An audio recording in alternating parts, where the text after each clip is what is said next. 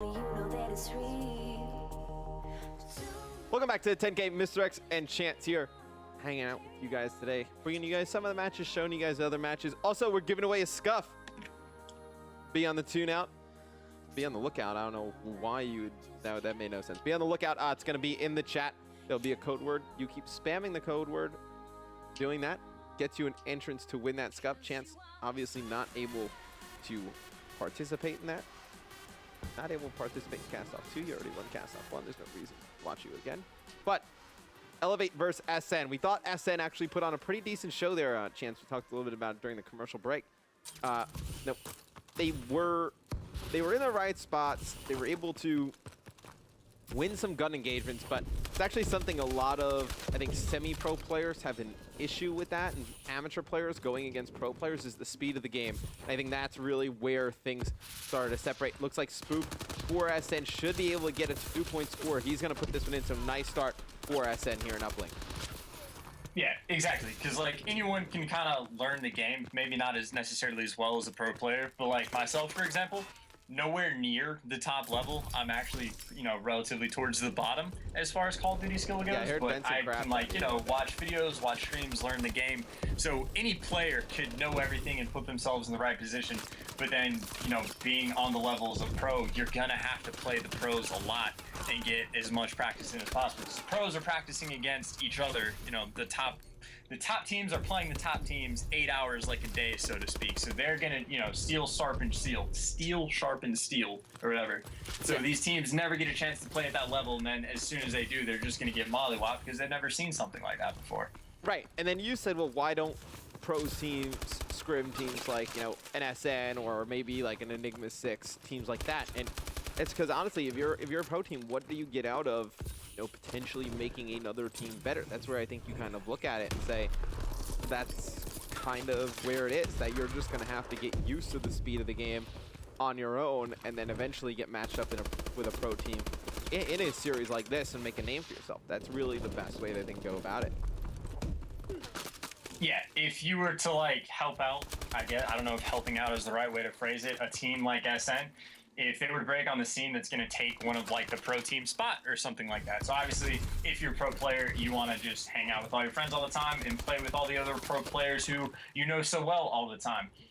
So completely understandable why they wouldn't do it. It would just, as far like for competition's sake, it would be a lot cooler if we like saw more of the mix. But it's also something where I can understand where the pros are coming from, because I know this is like 2006, like when I actually played.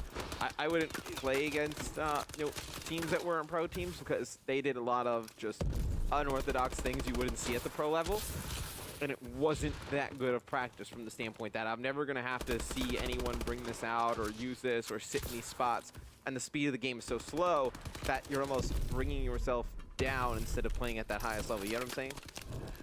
Yeah, on the same note though, if you know the team is not going to be able to compete with you, it's like the best time to get practice, like kinks in uplink. You could work on your passes, your alley-oops. You could just purely bait and switch all the time. Like instead of screwing around, you could practice things that you don't work as well, for your general sort of meta strategy.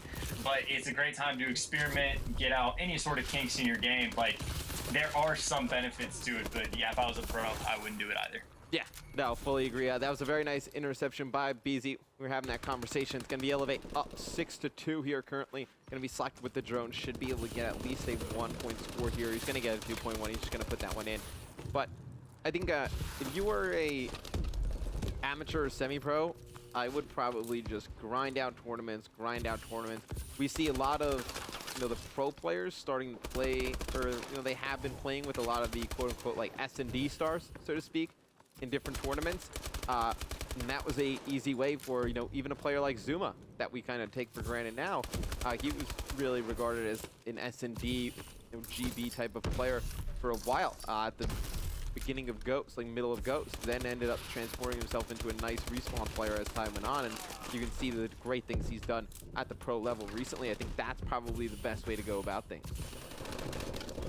Yeah, for sure. I mean, you're going to have to do something and get noticed. And that's only 1 point place. The round's not going to end yet. But I think a lot of players have gotten their start kind of from that S&D start route. TJ Halley was one of those guys. Yep. I think Fizzer was one of those guys. I think if you even go back far enough, like Mbos and Nate Shot, of all people, was one of those guys that got their start that way. So obviously you have to do something. So might as well do it through GBs. Yeah, what else are you going to do? Right, yeah, I mean, you know, you play in a few GBs, you beat the pros a few times in something like an SND, they will take note. They will probably, you know, when they need one, they'll be like, hey, you know, we played with that guy a while ago, maybe we can actually grab him as a, you know, just a stand-in there at the end. But it's going to be eLevate. They're going to win this first half. Looks like the score will finish at 9-2. Great performance out of them. You know, Temp started off things hot again. Classic dominating the kill feed, 18 and 11. And you see, you know, everybody for this SN squad, they're not around even. You know, they're negative, but they're in the right spots, just not able to win those gunfights. Just a second too late on, you know, really everything right now. Yeah, and then even if you check all their stats, it's not like there's one player that's excelling beyond his team or one player that's just completely crapping the bed and has like 3 kills. They're all relatively close to each other in skill levels. So I feel like maybe not necessarily one of these specific guys, but there are a lot of guys out there that if you picked them up and threw them on like your Optic or your Denial or any of your top teams and just made them like a 4th, you could kind of like craft that player and that team would still be a top team. Like if you threw one random guy on like your FaZe, for example, you could kind of like mold that player into greatness, so to speak. Yeah. I think there's a decent number of those characters out there that just, you know, they have to catch the right wave or like grab the attention of somebody. I don't know. It'd be interesting. Well, I mean, at some point, you are only as good as the people you're playing with. I mean, there hits a point where, I mean, your skill and just game knowledge has hit kind of a max, and you know, your teammates obviously have to do a great job of supporting you and putting in the right spots. And I think, obviously, there's some players out there with the talent to compete at the pro level, just haven't found that right mix of players yet. But I think when you see it, though, definitely happens. I mean, look at a team like TR. A lot of people, you know, would have not have picked them to play as well as they did, but they were players in the same kind of space we're talking about. You know, probably a little bit better than the players, well, a lot better, I think, than the players we're talking about, but still, same type of thing. They came together all with common goal, all knew how to play, had a great play style, and they were able to make things work at Champs. SN is going to be on a run with the drone. Jerk trying to get one in, not able to do so. It's going to be TJ. He's going to pick it up for eLevate. Looks like he's going to have free run down the mid streak. Going to try and go for that 1-point throw on top. And it's going to bounce right into the hands of Jerk. Jerk able to pick it up. Looks like he's going to toss that one out of bounds for a reset. So 3 minutes and 30 seconds to go. It's going to be eLevate up by 10. With this one, Chance, don't want to say it's over yet, but it definitely looks like this is going to be an eLevate win.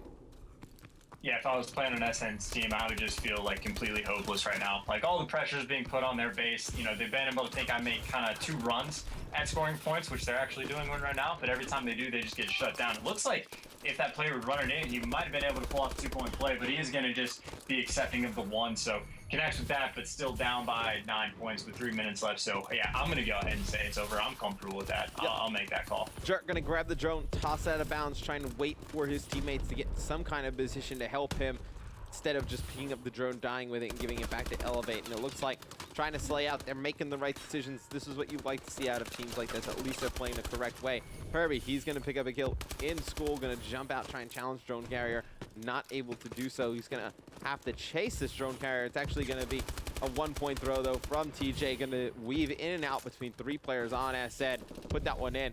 Still, SN, you know, they score 1. Starts to look like they're gaining some momentum, picking up some kills. And eLevate. It's going to be TJ just running straight through 3 people. Put that one in. That's a tough one to give up. Yeah, I'm just going to, like, ignore the gameplay because in my mind it's over. Unless, well, SN, they do get 2 down. They might be able to make some sort of ridiculous comeback. But for now, I'm going to go back to the previous conversation. It'd be interesting if they have, like, farm leagues. Like, we have the Pro League right now. And, like, your baseball, hockey, NBA, all of those, I'm going to use baseball as an example, have, like, a AAA, AA, and then A kind of standard. And so if you're like a top AND team, you would be like in the AAA, so to speak. So maybe if the competitive scene like starts to grow enough, you could see organizations picking up like farm teams, so to speak. Like if FaZe would have like a B team, they would play in like the amateur league kind of thing. And I don't know, set it up, and then players could work the way up their ranks through that way. Style it off of a professional sport. Yeah, I don't know what I'm talking about. It was interesting. Curse did something like that a while ago. I want to say it was Ghost. They did a Curse Youth, where it was just like underage players who couldn't play at Champs. they made a team. It was Ghost, so it was Curse Youth. They made a squad over on the with a Curse organization. Had something like a, I don't want to say it was a farm system, but it was players who were very talented, couldn't compete at the 18+ events, and they just wanted to hold on to those guys as a kind of farm system, and ended up working out nicely. I believe they did actually move one of those players up to their main roster. I actually believe it was Attach in Miyagi going to play with Mud Dog and Crow at one point, so I believe that actually did end up working out for them. But I agree. I think that would be kind of cool to see. Yeah, their little farm system team gave birth to like the current world champion Attach. Like, there's talent out there, like undiscovered, or maybe not undiscovered might not be the right word, but there's untapped talent in like the Call of Duty community, and not like a huge amount of it, just like, you know, like few key players here and there. Like Hugh, for example, who just comes out and dominates for absolutely no reason in Advanced Warfare. Like, just crazy talent at just randomly throughout the scene, could be anywhere. I would put a bet that there's like one single guy that only plays public matches, has no idea what competitive is, and probably just like destroys people all the time and is like as skillful as Skunk. You know, that's interesting. There's I have a funny story I could tell you about that after the commercial break, but it's eLevate winning this one 15-3. When we come back, we may be able to bring you the end of the first hard point between Denial and E6. Currently, Denial down 160 to 110. We're going to go to a quick commercial break, then hopefully bring you the end of that, but another match going on right after this. Stay tuned.